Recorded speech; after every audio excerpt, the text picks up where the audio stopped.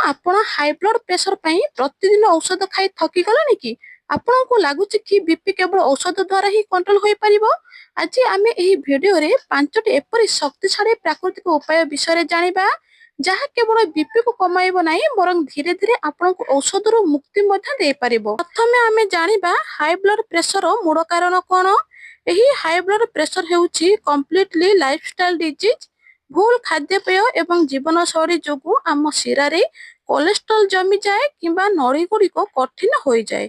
फलस्वरूप रक्त प्रवाहित हेबा पई अधिक चाप सृष्टि हुए।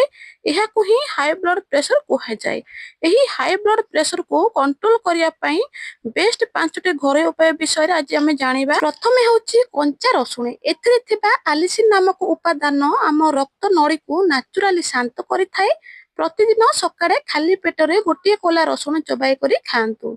दुई रे होची जटा मांसी। एहा स्नायु तंत्र को शांत करी स्ट्रेस कमाइबारे सहाय्य करे। आधा चामच जटा मांसी पाउडर को पानी किंबा महू सहित मिसाई सकाळे खांतु। तीन रे होची बीट। एथिरे थिबा नाइट्रेट शरीर रे नाइट्रिक ऑक्साइड सृष्टि करे जहा रक्त नड़ी को खोली दिए। दी पहर खाइबा पूर्वरु सलाड भाबे एहाकु खांतु। चार रे होची अर्जुन छाल। एही अर्जुन गछर छाल को हृदयर टॉनिक बोली कहा जाए। एहा हृदयर मांसपेशी को मजबूत करे।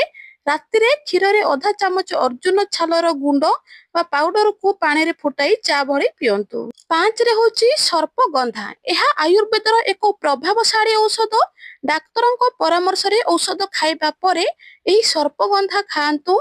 एही सब उपाय करिबा सहित आपण आपणकर लाइफस्टाइल को चेंज करंतु। रात्रि भोजन शीघ्र करंतु। राति 7टा रु 8टा भितर खाद्य खाई सारंतु।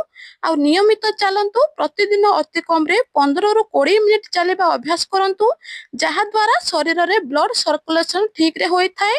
मु एहा कहू नाही जे औषध छाड़ी दियंतु। आपण खाउथिबा औषध सहित एही पांचटी घरोई उपाय को ମଧ୍ୟ पालन करंतु। एक मास परे आपण निजे एहार फरक जानि परिबे। जदि एही भिडियोटी आपनकु सहाय्य करिछि तेबे भिडियोटी को लाइक सब्सक्राइब करंतु। आउ एही भिडियोटी को अन्य मानक सहित शेयर करंतु। धन्यवाद।